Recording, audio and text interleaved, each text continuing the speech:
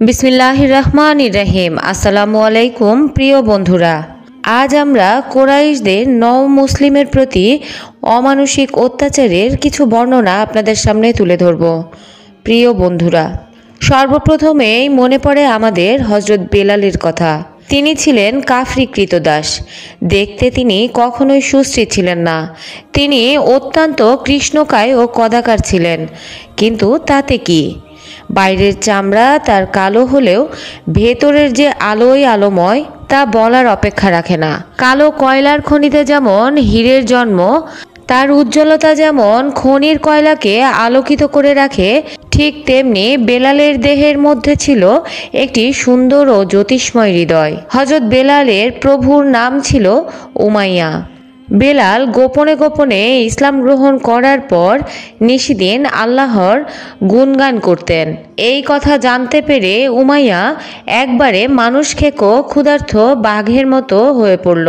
হযরত বেলালকে তখনই মারতে মারতে বলতে লাগলো, যদি ভালো হতে চাস তো এক্ষুনি মুহাম্মাদের ধর্ম পরিত্যাগ কর। কিন্তু হযরত বেলাল কিছুতেই রাজি হলো না। অত্যাচারের মাত্রা বেড়েই চলল। বেলাল কিন্তু একেবারেই তার প্রতিজ্ঞা থেকে এক চুলও সরে দাঁড়ালো না। এভাবে যখন হযরত বেলালকে ইসলামের পথ থেকে ফেরানো গেল না, তখন উমাইয়া এক অদ্ভুত শাস্তির ব্যবস্থা করল। হযরত বেলালের গলায় দড়ি বেঁধে পশুর মতো শহরময় ঘুরবার জন্য উচ্ছৃঙ্খল বালকদের হাতে ছেড়ে দেওয়া হলো। বালকেরা কাফরি কৃতদাসকে মক্কার রাজপথে পশুর মতো টেনে বেড়াতো। এ যেন একটা খেলা। এই নিষ্ঠুর খেলায় কুরাইশরা আনন্দ উপভোগ করত। তারাও সাথে সাথে উৎপীড়ন করতে দ্বিধা করত না। সারাদিন এভাবেই চলে যেত। ক্ষুধায় তৃষ্ণায় তিনি একবারে যখন নেতিয়ে পড়তেন, তখন সন্ধ্যার সময় অর্ধমৃত অবস্থায় তারা তাকে উমাইয়ার বাড়িতে রেখে আসত। উমাইয়া প্রতিদিন সন্ধ্যার সময় বেলালকে জিজ্ঞাসা করত, কেমন, এখন মুহাম্মাদের ধর্ম পালন করার স্বাদ আছে কি? হযরত বেলাল নির্ভীক চিত্তে উত্তর দিতেন, জীবন থাকতে এই ধর্ম পরিত্যাগ করব না। এসব অত্যাচারেও যখন হযরত বেলালকে কিছুতেই নিরস্ত করা গেল না, তখন উমাইয়া নতুন করে অত্যাচারের মাত্রা ও ধরন আরো বাড়িয়ে দিল। হযরত বেলালের হাত পা বেঁধে দুপুরের প্রচণ্ড গরমে সূর্যের তাপে আগুনের মতো উত্তপ্ত হয়ে ওঠা বালুর উপর চিৎ করে শোয়ানো হতো, এবং যাতে পাশ ফিরতে না পারে সেই উদ্দেশ্যে তারা লেলিয়ে দেওয়া পাষণ্ডরা তার বুকের উপর এক প্রকাণ্ড পাথর চাপিয়ে দিত। এই অবস্থায় উমাইয়া তাকে বলতো, বেলাল, যদি ভালো হতে চাও তবে এখনো মুহাম্মাদের ধর্ম ত্যাগ করো। কিন্তু বেলাল এত অত্যাচারের পরেও প্রশান্ত মুখে উত্তর দিতেন, আহাদুন আহাদুন, এক সেই অদ্বিতীয় এক। এরপরেও বেলালকে ওই পবিত্র ধর্ম থেকে এক চুলো সরাতে না পেরে অত্যাচারের মাত্রা আরো বাড়িয়ে দেওয়া হলো। বেলালকে অনাহারে রাখা শুরু হলো। সারাদিন ক্ষুধার যন্ত্রণায় হযরত বেলাল যখন অবসন্ন হয়ে পড়তেন, তখন উমাইয়া তার ক্ষুধার্ত দেহের উপর চাবুক মারতে মারতে বলতেন, কেমন, এখনো মুসলমান হবার স্বাদ আছে তোমার? হযরত বেলালের মুখে সেই একই বাণী, আহাদুন আহাদুন। কি করুণ সেই দৃশ্য! ক্ষুধার তাড়নায় প্রাণ ওষ্ঠাগত হযরত বেলালের। বেত্রাঘাতে দেহ জর্জরিত, দেহের চামড়া কেটে মাংস উঠে গেছে সেই পাষণ্ডের চাবুকের সাথে। রক্তে লাল হয়ে গেছে সারা শরীর, কিন্তু সেই দিকে কোনো ভ্রুক্ষেপ নেই বেলালের। তিনি রক্তের নদীতে ভাসতে ভাসতে শুধু উচ্চারণ করতেন, আহাদুন আহাদুন। আর এই আহাদুন ধ্বনি আকাশ বাতাস মথিত করে আল্লাহর একত্ববাদের জয় ঘোষণা করেছে। কিছুদিন এভাবেই কেটে গেল। তারপর নেমে এলো আল্লাহর করুণার ঝর্ণাধারা। সেই সময় হযরত আবু বকর রাদিয়াল্লাহু তাআলা আনহু এর অবস্থা খুবই সচ্ছল ছিল। হযরত বেলালের দুর্দশার কথা জানতে পেরে তিনি বহু অর্থের বিনিময়ে অতি কষ্টে উমাইয়ার কাছ থেকে তাকে মুক্ত করে আনেন। এ হচ্ছে হযরত বেলাল। এই কাফরি হযরত বেলালই মুসলিম জগতের প্রথম মুয়াজ্জিন। এরই কণ্ঠে আমরা প্রথম শুনতে পেয়েছি তাওহীদের অমীয় বাণী, আল্লাহু আকবার, আল্লাহই সর্বশ্রেষ্ঠ। মুসলিম জগতের প্রবল প্রভাবশালী খলিফা হযরত ওমর ফারুক রাদিয়াল্লাহু তাআলা আনহু পরবর্তীকালে হযরত বেলালের সম্পর্কে বলেছিলেন, আমাদের হযরত আবু বকর আমাদের হযরত বেলালকে মুক্ত করেছিলেন। মানুষ মানুষকে এর চেয়ে বেশি শ্রদ্ধার বুঝি আর দেখতে পারে না। ইয়াসির এবং তার স্ত্রী সুমাইয়া ও পুত্র আম্বরের উপর কোরাইশ পশুরা অত্যাচারের স্টিম রোলার চালিয়েছিল। ইয়াসিরের দুটি পায়ে দুটি দড়ি বেঁধে দড়ির প্রান্তদ্বয় দুটি উটের পায়ের সাথে জুড়ে দিয়ে বিপরীত দিক থেকে উট দুটিকে তাড়না করা হলো। ফলে ইয়াসিরের দেহ চিরে দুটুকরো হয়ে গেল এবং তৎক্ষণাৎ তিনি প্রাণ ত্যাগ করলেন। আম্বরকে প্রহার করতে করতে আহত করে ফেলা হলো।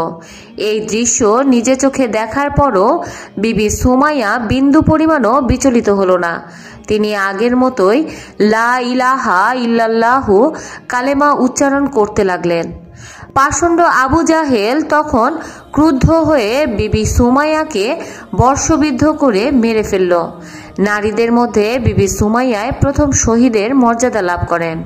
হযরত ওসমান রাদিয়াল্লাহু তাআলা আনহু ছিলেন সম্ভ্রান্ত ও ধনাঢ্য পরিবারের ছেলে। এর আগে হযরত মুহাম্মদ সাল্লাল্লাহু আলাইহি সাল্লাম নিজের দুই কন্যাকে পর পর বিয়ে দিয়েছিলেন। হযরত ওসমান রাদিয়াল্লাহু তাআলা আনহু পরবর্তীতে মুসলিম বিশ্বের তৃতীয় খলিফা রূপে নির্বাচিত হয়েছিলেন। হযরত ওসমান রাদিয়াল্লাহু তাআলা আনহু যখন ইসলাম ধর্ম গ্রহণ করলেন তখন কুরাইশরা একেবারে হিংস্র হায়ানার মতো তার উপর ক্ষেপে গিয়ে তার চাচার সাহায্যে তার হাত পা বেঁধে প্রত্যেক দিন নির্মমভাবে প্রহার করত। হযরত ওসমান রাদিয়াল্লাহু তাআলা আনহু আল্লাহ তাআলার নামে সবকিছুই সহ্য করতেন।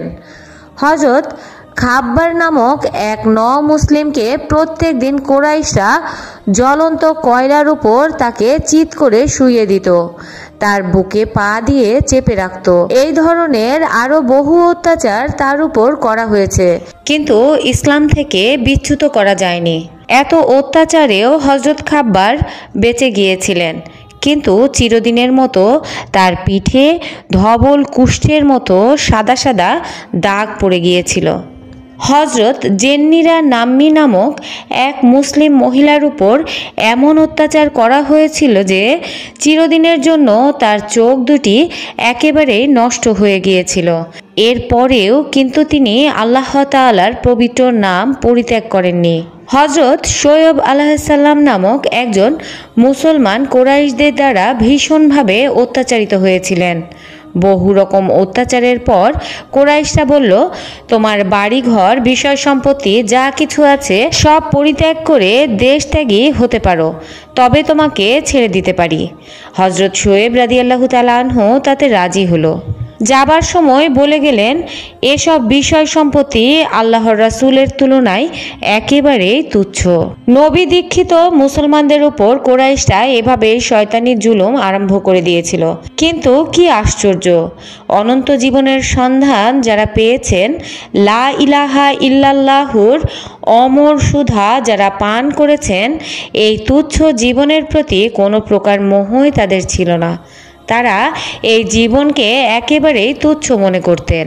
মুসাফির যেমন কয়দিনের জন্য মুসাফিরখানায় মেহমান হয়, তারপর 2 দিন পরে এসব কিছু ছেড়ে আবার অন্য স্থানের আশায় পথ চলা শুরু করে, ঠিক তেমনি এই ক্ষণিকের মুসাফিরখানাকে নির্দ্বিধায় পেছনে ফেলে তারা সামনে এগিয়ে যেতেন।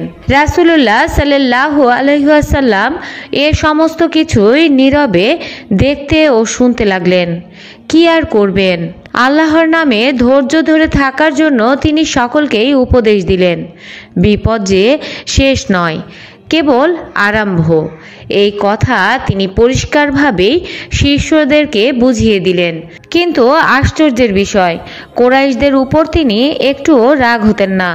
তিনি জানতেন তারা ক্রোধের পাত্র নয়, করুণার পাত্র। শুয়াইব রুমির পিতা পারস্য সম্রাটের প্রতিনিধিরূপে আবুলায়ের শাসনকর্তা ছিলেন। তার বংশধররা মুশিলের অধিবাসী ছিলেন। যুদ্ধের ময়দানে রুমিদের হাতে বন্দী হয়ে তিনি কৃতদাসে পরিণত হন। দীর্ঘকাল যাবৎ রোম দেশে অবস্থান করার কারণে ভালোভাবে আরবিও বলতে পারতেন না। এর জন্য তাকে রুমি বলা হতো। আরবি বণিকদের হাতে বিক্রি হয়ে মক্কায় আসেন এবং আবদুল্লাহ ইবনে জুনাদ তাকে ক্রয় করে দাসত্ব থেকে মুক্ত করে দেন। তিনি হযরত আম্মরের সাথে হযরত আরকমের বাসভবনে রাসূলুল্লাহ সাল্লাল্লাহু আলাইহি ওয়াসাল্লামের কাছে ইসলাম গ্রহণ করেন। কুরাইশরা তার উপর এত অত্যাচার করত যে তিনি মার খেতে খেতে অজ্ঞান হয়ে পড়তেন, কিন্তু নিমিষের জন্য তার অন্তর দুর্বল হয়নি। তিনি যখন হিজরত করে মদিনায় প্রস্থান করার ইচ্ছা প্রকাশ করেন, তখন কোরাইশ দলপতি তাকে বলল যে যদি তোমার ধন সম্পদ সর্বস্ব ছেড়ে যাও তবে যেতে পারো। শুআইব রাদিয়াল্লাহু তাআলা আনহু বললেন, নবী চরণের একটি ধূলিকণার সমান মর্যাদাও এই ধন সম্পত্তির নেই। তিনি প্রফুল্ল চিত্তে যথা সর্বস্ব বিসর্জন দিয়ে মদিনায় চলে গেলেন। হযরত আবু ফুকায়া রাদিয়াল্লাহু তাআলা আনহু ছিল সাফওয়ান ইবনে উমাইয়ার গোলাম এবং তিনি হযরত বেলাল রাদিয়াল্লাহু তাআলা আনহু এর সাথে মুসলমান হয়েছেন। এই কথা শুনতে পেয়ে তার মালিক তার পায়ে দড়ি বেঁধে উত্তপ্ত বালুকাময় স্থানে টানবার জন্য তার লোকদেরকে নির্দেশ দিলেন। পথিমধ্যে অতি কদাকার একটা গোবরের পোকা দেখতে পেয়ে উমাইয়া তাকে বলল, এটাই তো উপাস্য নাকি? তিনি উত্তরে বললেন, এটা উপাস্য নয়, তোমার এবং আমার উপাস্য হলো একমাত্র আল্লাহ তাআলা। এ কথা শুনে ক্রোধে উন্মত্ত হয়ে উমাইয়া এমন শক্তভাবে তার গলা টিপে ধরল যে তার প্রাণবায়ু বের হয়ে যাবার উপক্রম হলো। আরো একবার এই শয়তান উমাইয়া তার বুকের উপর এত ভারী পাথর চাপা দিয়েছিল যে তার জিহ্বা বের হয়ে পড়েছিল। হযরত লবিনা ছিলেন হযরত ওমরের দাসী। তাকে মারতে মারতে হযরত ওমর ক্লান্ত হয়ে পড়লে বলতেন যে আমি দয়া করে তোমাকে আঘাত করা থেকে বিরত হয়নি, বরং ক্লান্ত হয়ে পড়ার জন্য বিশ্রাম করছি। বিশ্রামের পর আবার বেত্রাঘাত আরম্ভ করব। হযরত লবিনা রাদিয়াল্লাহু তাআলা আনহু অত্যন্ত সুস্থিরভাবে উত্তর দিতেন, হে ওমর, তুমি যদি ইসলাম গ্রহণ না করো তবে আল্লাহ আমাকে আঘাত করার প্রতিশোধ নেবেন। জুনাইরা হযরত ওমরের পরিবারের দাসী ছিলেন। ইসলাম গ্রহণের অপরাধে হযরত ওমর তাকে প্রাণের স্বাদ মিটিয়ে অত্যাচার করত। আবু জাহেল তাকে মারতে মারতে দুটি চোখই নষ্ট করে ফেলেছিলেন। হযরত নাহদিয়া ও হযরত উম্মে উবাইস রাদিয়াল্লাহু তাআলা আনহু এই মহিয়সী মহিলাদ্বয় দাসী ছিলেন। এরা মুসলমান হওয়ার অপরাধে অত্যন্ত কঠিন নিপীড়ন ভোগ করেছিলেন।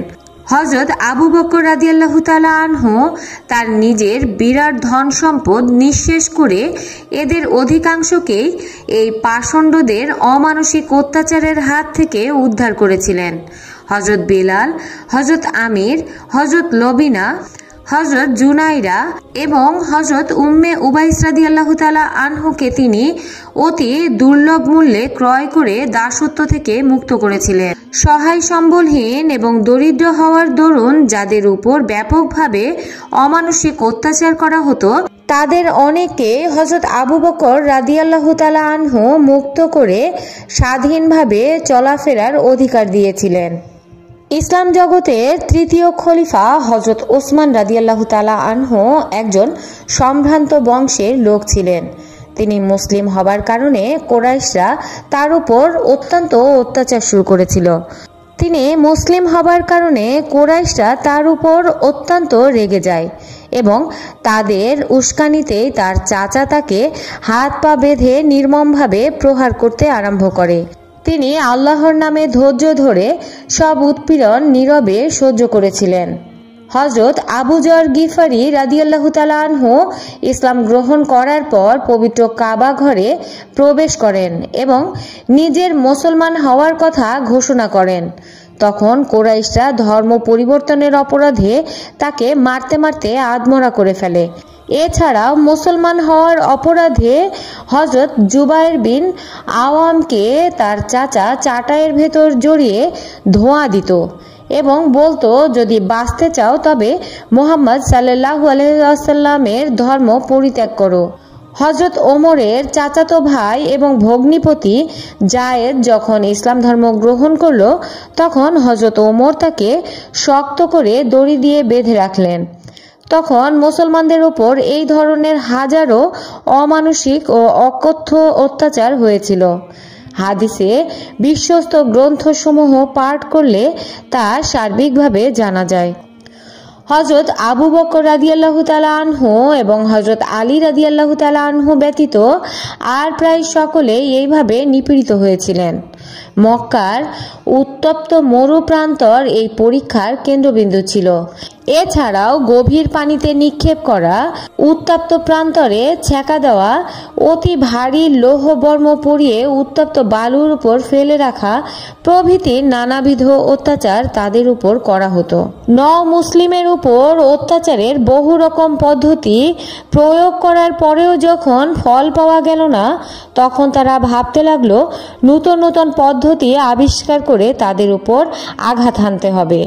সেদিকে লক্ষ্য করে তারা 25 সদস্য বিশিষ্ট একটি কমিটি গঠন করে। রাসূলুল্লাহ সাল্লাল্লাহু আলাইহি ওয়াসাল্লামের চাচা আবু লাহাব হলো এই কমিটির সভাপতি। তখন হতে এই কমিটির ব্যবস্থা অনুসারেই শাস্তি দেওয়ার ব্যবস্থা করা হয়। এই কমিটিতে যে সব সমস্যার সমাধান করা হতো তার মধ্যে একটি ছিল মুহাম্মদ সাল্লাল্লাহু আলাইহি ওয়াসাল্লামের এমন একটি উপাধি দিতে হবে যা শোনা মাত্রই লোকেরা তার প্রতি অনীহা প্রকাশ করতে থাকবে। প্রথম সদস্য বলল, তাকে কাহিন বা দৈবজ্ঞ বলে আখ্যা দেওয়া হোক। ওয়ালিদ বলল, এটা ঠিক হবে না। এমন কথা বললে জনগণ আমাদেরকে মিথ্যাবাদী বলবে, কারণ মুহাম্মদ সাল্লাল্লাহু আলাইহি ওয়াসাল্লাম এবং দৈবজ্ঞের মন্ত্রের মধ্যে আকাশ পাতালের ব্যবধান রয়েছে। দ্বিতীয় সদস্য বলল, আমরা তাকে পাগল বলে ঘোষণা দেব। ওয়ালিদ বলল, কোথায় পাগল আর কোথায় মুহাম্মদ সাল্লাল্লাহু আলাইহি ওয়াসাল্লাম? তার মতো এমন শালীন লোককে পাগল বললে লোকেরা তাদেরকে পাগল বলে মনে করবে। তৃতীয় সদস্য বলল, তাহলে আমার মনে হয় তাকে শায়ের বা কবি বলে আখ্যায়িত করলে ঠিক হবে। ওয়ালিদ একেবারে বিরক্ত হয়ে বলল, দুনিয়ার মানুষ তো সবাই বোকা নয়। কবিতা কাকে বলে তার এই দেশের লোকেরা জানে না। আমাদের শ্রেষ্ঠ কবি ইমরুল কায়েস, তার কবিতার সাথে আর মুহাম্মদ সাল্লাল্লাহু আলাইহি ওয়াসাল্লামের কোরআনের সাথে কবিতার লেশমাত্র মিল নেই। চতুর্থ সদস্য বলল, তাহলে আমরা তাকে জাদুকর বা ঐন্দ্রজালিক বলে আখ্যায়িত করি। ওয়ালিদ বলল, জাদুকরির উৎপত্তি হলো অপবিত্রতার হাতে। তোমরা দেখো না জাদুকরদের কাপড় চোপড় কেমন নোংরা, চেহারাও কেমন কুৎসিত, চালচলন স্বভাব চরিত্র আরো কুৎসিত। অন্তরে বাহিরে চিরপুত পবিত্র ফেরেশতার মতো স্বভাব চরিত্রের একজন মানুষ মুহাম্মদ সাল্লাল্লাহু আলাইহি ওয়াসাল্লামকে তোমরা জাদুকর বললে তোমাদের কথা কেউ বিশ্বাস করবে না, ফলে তোমরাই মিথ্যাবাদী সাব্যস্ত হবে। এবার সদস্যমণ্ডলী সমবেতভাবে বলল, তবে চাচা যান, তাকে কি উপাধি দিলে ভালো হবে তা আপনিই বলে দিন। ওয়ালিদ তাদের কথা শুনে কিছুক্ষণ কি যেন চিন্তা করলো, তারপর বলল, সত্য সত্যই মুহাম্মদ সাল্লাল্লাহু আলাইহি ওয়াসাল্লামের স্বভাব চরিত্র, কথাবার্তা, ব্যবহার ও আচার আচরণ তুলনাহীন। সুতরাং এই সব কথা বলে মানুষকে কোনো অবস্থাতেই বিভ্রান্ত করা যাবে না। তাকে লোকের কাছে দোষী করতে হলে শুধু একটা কথা বললেই চলবে, তা হলো এই মুহাম্মদ সাল্লাল্লাহু আলাইহি ওয়াসাল্লাম অশান্তি ও বিভেদ সৃষ্টিকারী মানুষ। তার কথা শুনলে ভাই ভাইয়ের মধ্যে, স্বামী স্ত্রীর মধ্যে, পিতা পুত্রের মধ্যে বিবাদ সৃষ্টি হয়।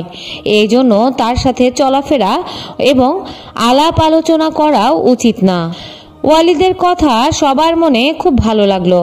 তারা পরবর্তী পর্যায়ক্রমে কি হবে জানতে চাইলে ওয়ালিদ তাদের সাথে বিস্তারিত আলোচনা নিয়ে নিম্নলিখিত সিদ্ধান্তে পৌঁছালো। ওয়ালিদের কথা সবার মনে খুব ভালো লাগলো। পর্যায়ক্রমে কি করতে হবে জানলে ওয়ালিদ তাদের সাথে সবিস্তারে বর্ণনা করলো। 1. বিভিন্নভাবে মুহাম্মদ সাল্লাল্লাহু আলাইহি ওয়াসাল্লামকে বিরক্ত করতে হবে। প্রতি কাজেই তাকে ব্যঙ্গোক্তি করে এবং কথায় কথায় তাকে বিদ্রূপ ও উপহাস করে অস্থির করে তুলতে হবে। 2. তার ধর্ম পরিত্যাগ না করা পর্যন্ত তার ধর্মের বিশ্বাসীদের উপর অসহনীয় অত্যাচার ও কঠোর উৎপীড়ন চালিয়ে যেতে হবে। কমিটির পরামর্শ অনুযায়ী মক্কা শহরের চারিদিকে প্রত্যেক রাস্তায় একজন করে লোক নিযুক্ত করা হলো। বিদেশ থেকে আগত হজ যাত্রীদেরকে মক্কা নগরীতে প্রবেশ করার আগেই পথের মধ্যে তারা বলে দিত, বর্তমানে এখানে মুহাম্মদ সাল্লাল্লাহু আলাইহি ওয়াসাল্লাম নামে একজন জাদুকর আছে। সে পিতা পুত্র স্বামী স্ত্রী ও অন্যান্য আত্মীয় স্বজনের মধ্যে বিভেদ সৃষ্টি করে, ফলে সংসারে অশান্তি নেমে আসে। সাবধান, তোমরা তার কাছে যাবে না। কিন্তু এর ফল উল্টোটা দাঁড়ালো, কারণ যারা হযরত মুহাম্মদ সাল্লাল্লাহু আলাইহি ওয়াসাল্লামের সম্বন্ধে কিছুই জানতো না, তারা পথে এই সংবাদ শুনে তার সাথে সাক্ষাৎ করার জন্য অস্থির হয়ে উঠত এবং তার সম্মুখে উপস্থিত হয়ে অতি মনোযোগ সহকারে তার বক্তব্য শুনত। এভাবে বিদেশি লোকদের কাছে ইসলাম প্রচারের সুযোগ আরও বৃদ্ধি পেল।